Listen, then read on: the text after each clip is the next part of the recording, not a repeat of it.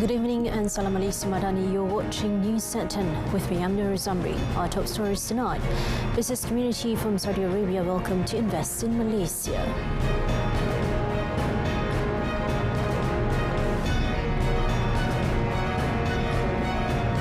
Puspakham no longer sole provider of vehicle inspection service after 2024.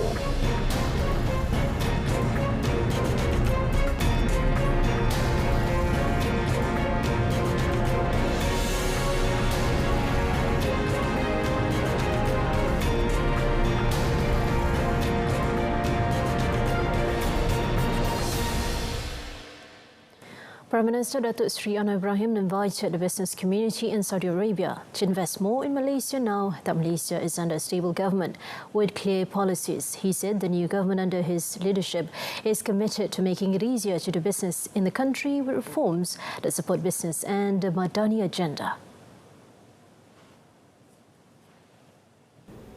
Crown Prince Highness Mohammed bin Salman embarking on new areas which could be seen to be not only leading in the Muslim world, but also quite phenomenal change in the global community. And with that sort of engagement, a commitment, I would certainly appeal, urge my colleagues, my friends, the Saudi business community, to also take that opportunity to invest more in Malaysia. The Premier encouraged Saudi businesses to invest in digital technology, food security and, of course, infrastructure in Malaysia. There currently exists a good reciprocal relationship between both countries in terms of investment. Datuk Seri Anwar said even though Malaysia is a small-sized country, it has the potential and appeal for greater opportunities. This is evident when Amazon Web Services chose Malaysia as their destination for developing their latest regional infrastructure involving a $6 billion investment. Later, Datuk Seri Anwar witnessed the signing of 3 Memoranda of Understanding MOUs between Malaysia and Saudi Arabia private companies. The MOUs were inked between Dagang Exchange Berhad and Al Jan Ambrose Holding Group Company, the Kuala Lumpur International Chamber of Commerce and Wadi Makkah Knowledge Company, and Q-Hub International Sendirian Berhad and Arman Technology Sendirian Berhad. Also present at the ceremony were Foreign Minister Datuk Seri Dr. Zamri Abdul Kadir, Communications and Digital Minister Fahmi Fazil, and Malaysian Ambassador to Saudi Arabia, Datuk Wan Zaidi Wan Abdullah. Earlier, the Prime Minister and his delegation, who were on a 3-day official visit to Saudi Arabia, had engaged with some 20 heads of companies from the kingdom in a roundtable meeting to discuss areas of cooperation and new sectors to be jointly explored. He was also briefed by Malaysian businessmen about their extensive involvement in the futuristic city of Noam, Saudi Arabia's latest mega project, and the various opportunities awaiting industry players from Malaysia.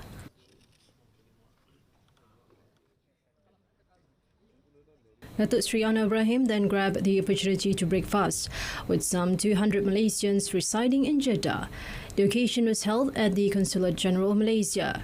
He was accompanied by his wife, Datuk Seri Dr. Wan Azizah Wan Ismail, Foreign Minister Datuk Seri Dr. Zamri Abdul Kadir, and Communications and Digital Minister Fahmi Fazil. The Premier, in his brief speech, expressed his gratitude for having the opportunity to visit the kingdom during the month of Ramadan.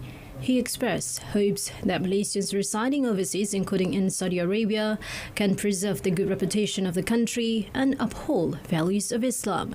The Prime Minister is scheduled to end his official 3-day visit to Saudi Arabia today. Pusat Pemeriksaan Kenderaan Berkomputer Puspakham will no longer be the sole provider of periodic motor vehicle inspection service beginning of September 2024. Transport Minister Anthony Loke Sifuk said the qualified companies would also be allowed to provide the service on behalf of the Road Transport Department JPJ. He explained that the process of inviting private companies to offer this service was expected to begin in the first quarter of 2024 at the latest. The decision is in line with the government's goal of creating an ecosystem that is competitive towards providing the best service to the rakyat.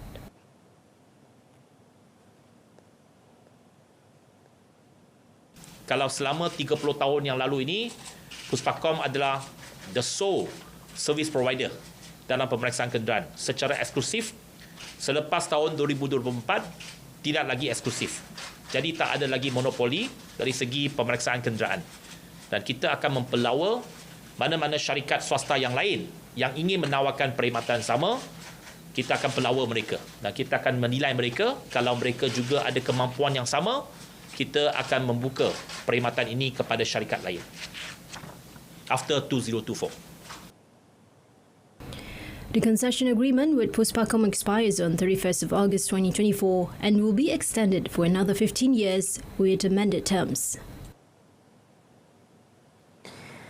The government has decided to kick off the open toll payment system at only 5 highways to ensure that the system can function properly before it is expanded to other highways. Works Minister Datuk Sri Alexander Nandalingi said although several more concession companies had shown interest to participate in the open payment system, the government do not want to be too ambitious and hasty in implementing it.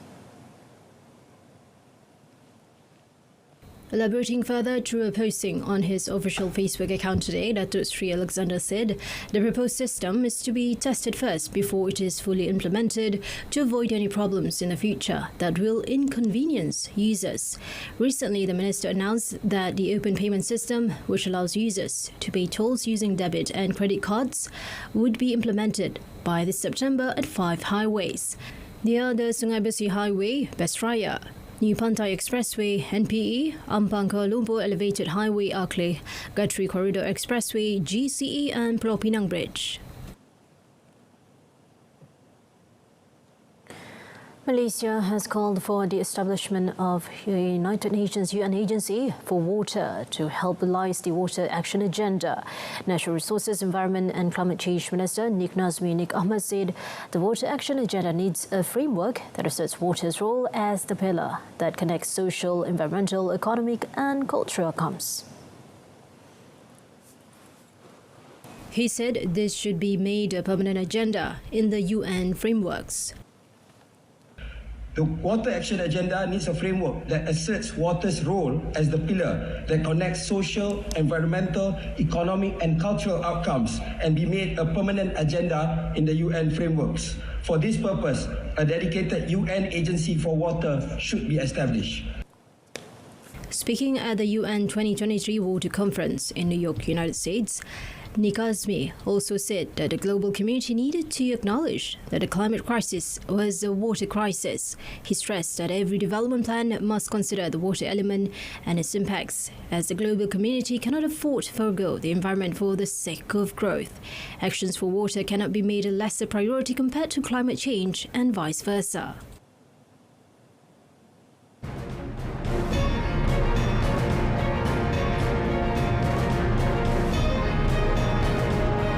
Next, authorities seized diesel worth over 2 million ringgit during raid in Miri.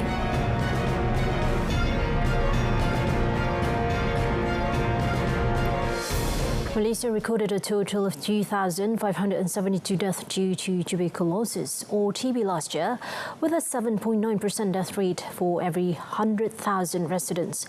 Health Minister Dr. SAHIH Mustafa said this was an increase of 12%, equivalent to 284 cases compared to 2021.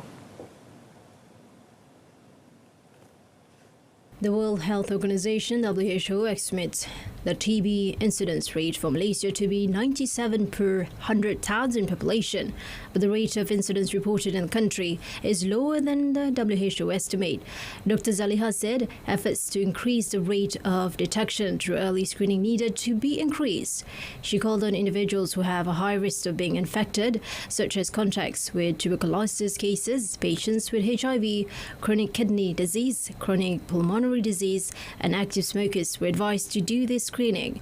Individuals infected with TB can be cured if they undergo the prescribed treatment.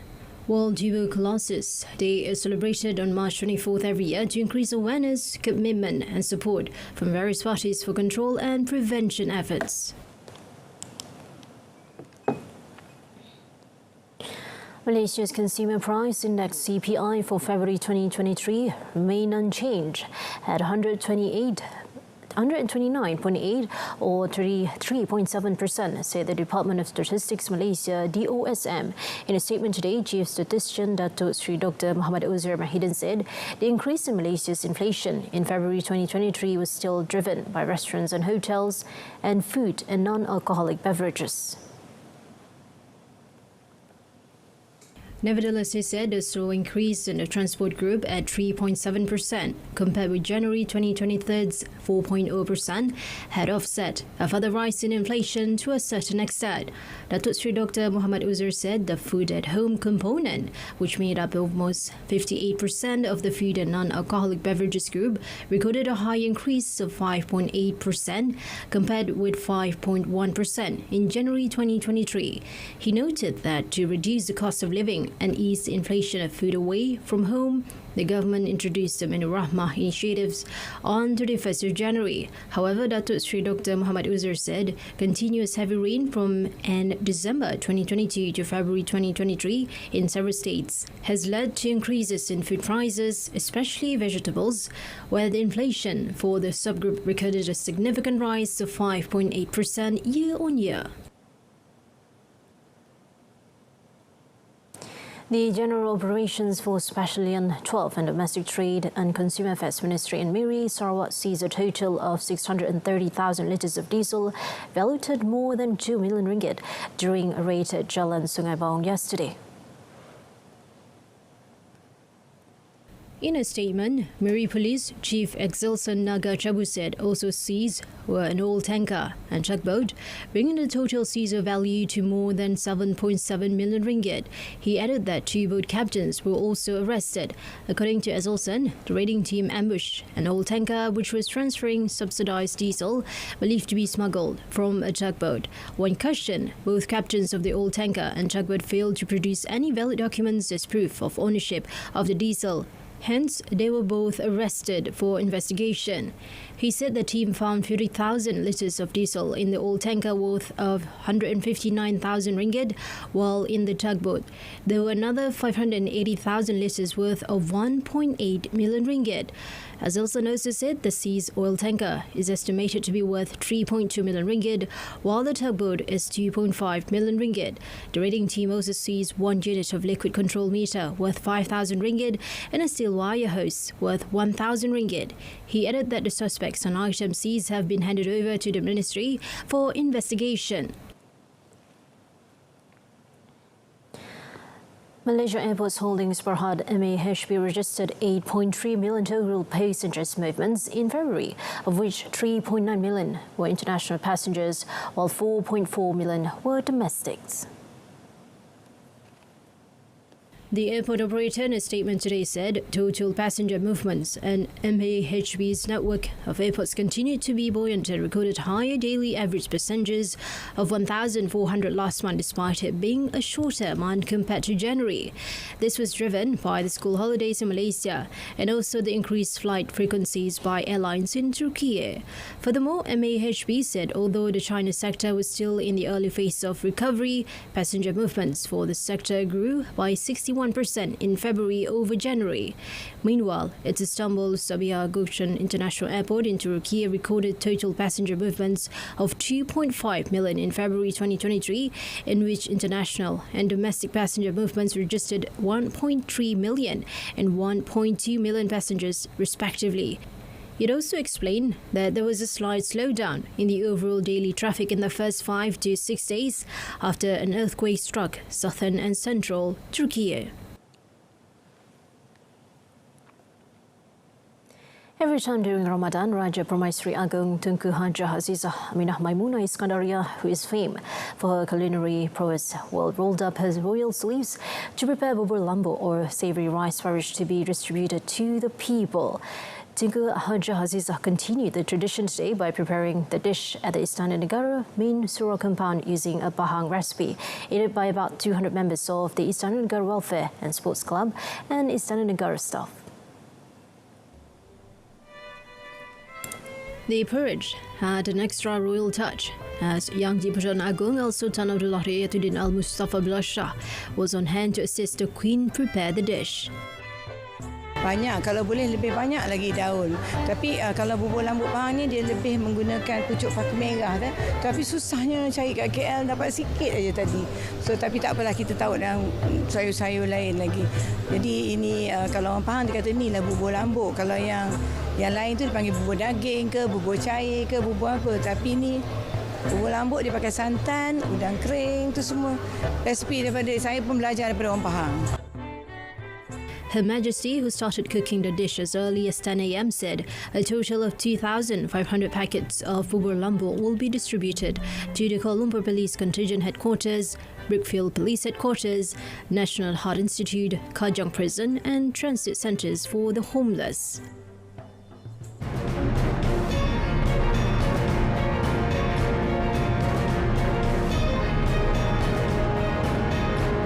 Palestinians crossed checkpoints for First Friday Ramadan prayers in Al-Aqsa Mosque. That and more coming up in our foreign segment.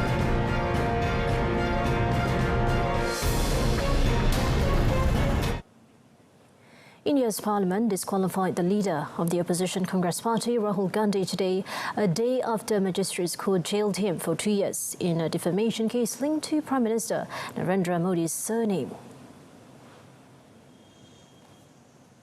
Gandhi, 52, was found guilty for a 2019 speech in which he referred to thieves as having the surname Modi. He made the comment while campaigning ahead of the last general election. Gandhi was convicted by court in the western state of Gujarat, which also granted him bail and suspended the sentence for 1 month. A close aide to Gandhi said the leader had already adhered with a court order and did not enter parliament today during House proceedings. Leaders of the Congress party, meanwhile, said they were gearing up to file an appeal in a higher court.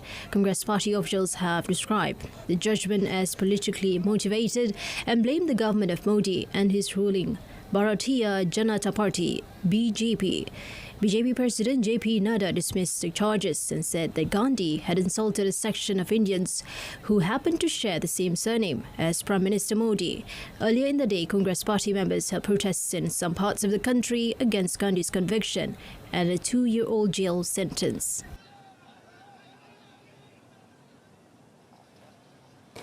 Thousands of Muslims worshippers crossed West Bank checkpoints into Jerusalem today to attend the First Friday prayers of Ramadan in the Old City's Al-Aqsa Mosque. Palestinians from the West Bank cities of Ramallah, Hebron and Bethlehem arrive at Israeli checkpoints leading to Jerusalem. There were separate lanes for men and women who all underwent security checks before entering the holy city. But some Palestinians were denied entry because of their age. Israel's coordinator of government activities in their territories, Kogad, announced on Monday that Palestinian women and children under 12 and men over 55 will be allowed to cross to Jerusalem today without a permit to mark the first Friday of Ramadan. In previous years, Ramadan has seen violent clashes between Israeli police and the Palestinians, particularly around the Al-Aqsa Mosque compound, Islam's third holiest site, revered as a Temple Mount by Jews. Ramadan coincides this year with Judaism's Passover and Christian Easter. Ramadan is the 9th month of the Islamic calendar, and during the month, adult Muslims fulfill a religious obligation to abstain from eating, drinking and sexual relations during daylight hours. Israel captured East Jerusalem in the 1967 West Asia War and has later annexed it in a move not recognized internationally. President Emmanuel Macron was under pressure today to find a way out of a crisis that has seen some of France's worst street violence in years over a pension bill he has pushed through Parliament without a vote. In Paris and many cities across the country, cleanup crews sifted through broken glass, shot garbage cans and bus stops, which shattered glass after violent clashes overnight between black charter nurses and police. Some 441 police officers were injured and 475 people were arrested. Dozens of protesters were also injured, including a woman who lost her thumb in the Normandy town of Rouen. The protest rallies that gathered large crowds throughout the day were otherwise largely peaceful. Opinion polls show a wide majority of voters are opposed to delaying retirement age by 2 years to 64. They were further angered by the government deciding to skip the vote in Parliament. On a shattered McDonald's window, someone had tagged 49.3 in big red letters, referring to the constitutional clause of the government enacted to pass the reform bill with no vote in Parliament, a move that unleashed public anger. Union have called for regional action over the weekend and new nationwide strikes and protests on 28th of March, the day Britain's King Charles is due to travel to British from Paris by train on a state visit.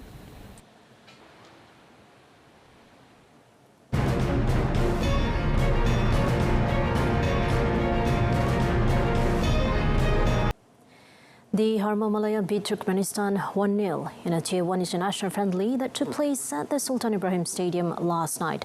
This was Malaysia's second victory over Turkmenistan after defeating the Green Squad 3-1 in Group E action of the 2023 Asian Cup qualifiers at the National Stadium in Bukit Jalil in June last year. Johor Darul Takzim winger Muhammad Akhyar Abdul Rashid emerged as the hero as he scored a winning goal in the first half. Kim Panggon's men played a slick passing game and produced some dangerous attempts, starting with naturalised player Paulo Jose's header, which was saved by goalkeeper Rasul Cheriev in the 23rd minute. Cheriev, who deserves credit for his commendable performance, once again did brilliantly to save national captain Dion Cole's free kick in the 26th minute, but could not stop Muhammad Akhyar, who beat the offside trap in the 29th minute to open the scoring. Panggon also gave the opportunity to 5 players to make their debut last night, namely Jose, Hendrik dos Santos, Muhammad Fayed, Muhammad Zulkifli Amin, Muhammad Feroz Baharudin and Noah Lane. This is the first time the national team played at the Sultan Ibrahim Stadium. They will next face Hong Kong at the same venue on 28th of March.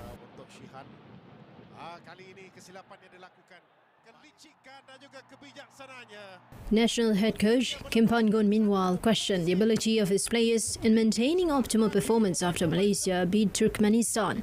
The 53-year-old South Korean said high-intensity matches like the one against Turkmenistan demanded mental and physical strength, as well as high discipline and teamwork. Panggon said he demanded a lot from the players and saw some of them struggling to keep pace. However, he did not rule out the possibility that it was because it was still at the beginning of the season and playing in the fasting month. I understand beginning of the season we just play few games, so I think will be better and better. Maybe June and September will be better. Hopefully better. So also weather condition was not, I think, tough. Today humid, high humid.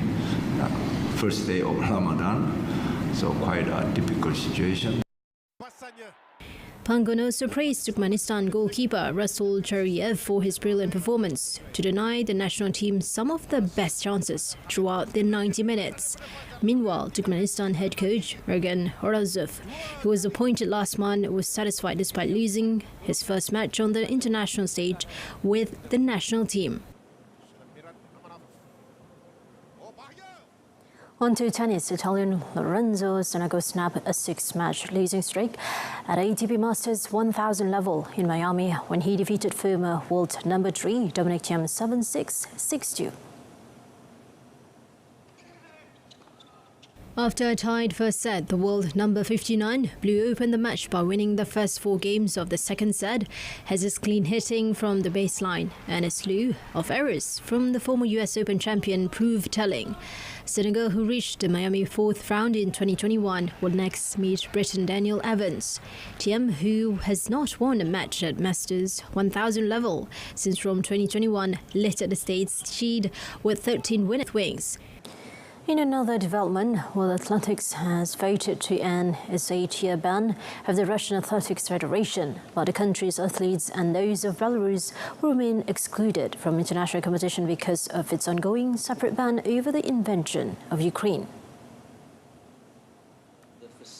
The Russian Athletics Federation was banned in late 2015 after the discovery of massive state-sponsored doping and related cover-ups, and a failure to meaningfully address the issue meant that the suspension remained in place.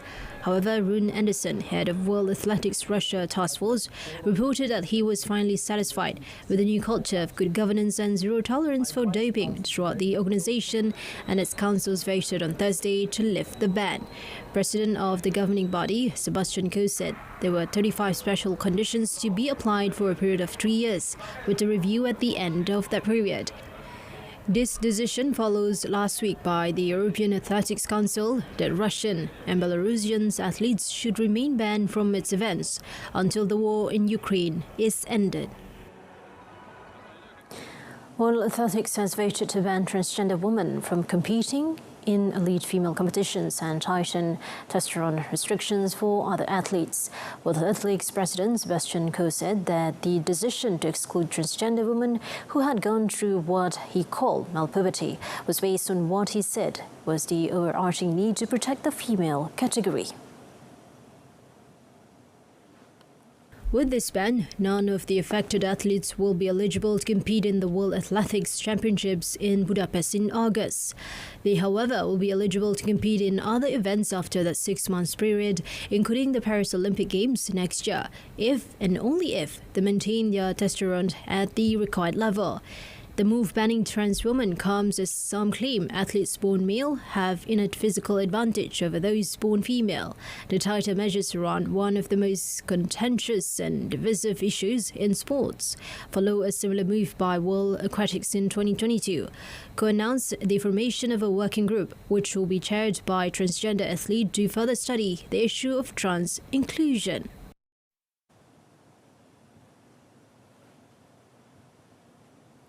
All right, that's it from us in our top story. Business community from Saudi Arabia is welcome to invest in Malaysia.